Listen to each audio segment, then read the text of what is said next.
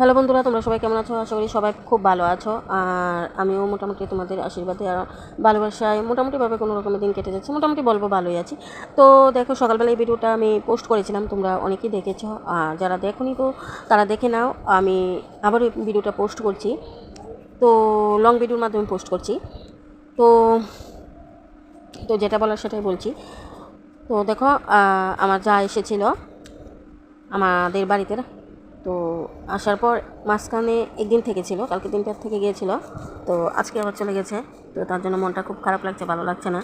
দেখবে বাড়িতে যদি কেউ আসে, তারপরে আসার পর যদি 2-1 দিন থাকার পর যদি চলে যায়, তাহলে কেমন জানি লাগে, বাড়িটা ফাঁকা ফাঁকা লাগে। তো আমাদের বাড়িটাও ফাঁকা ফাঁকা লাগছে, একদম ভালো লাগছে না। তো এইদিকে দেখো, আমার সোনা বাবা, মানে এটাও আমার দেওরের ছেলে, তো তাকে মানে ওর ভিডিওটা আমি শেয়ার করিনি তোমাদের সাথে। তো তাকে রান্নাবান্না হওয়ার পরে তাকে আমি ভাত খাইয়ে দিচ্ছিলাম, তো সেই ভিডিওটা আমি তোমাদের সাথে একটু শেয়ার করলাম।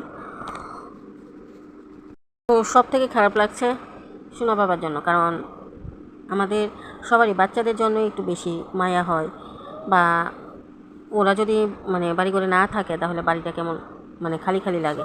তার উপর ও হচ্ছে আমাদের বাড়ির সবার ছোট, সবার আদরের, তো বুঝতেই পারছো কতটা আদরের। তো তার জন্য একটু মন খারাপ লাগছে, ভালো লাগছে না, একদম গোটা একদম খালি খালি হয়ে আছে। তো কী করব, তার জন্য ভাবলাম না একটা লং ভিডিওর মাধ্যমে তোমাদের সাথে কথাটা শেয়ার করি, কারণ অনেক কিছুই তো শেয়ার করি, সেটা ভালো হোক বা মন্দ হোক, তোমাদের সাথে সব কিছুই আমার শেয়ার করা হয়। তার জন্য ভাবলাম না, এই ভিডিওটাও তোমাদের সাথে একটু শেয়ার করি, মানে আমার মনের কথাগুলি তোমাদের সাথে একটু শেয়ার করি আর কি। তো জাল চলে যাবে, মানে যা, আমরা তো বাংলা ভাষায় বলি জাল, তো শুদ্ধ ভাষায় বলে যা, তো যেটাই হোক চলে যাবে।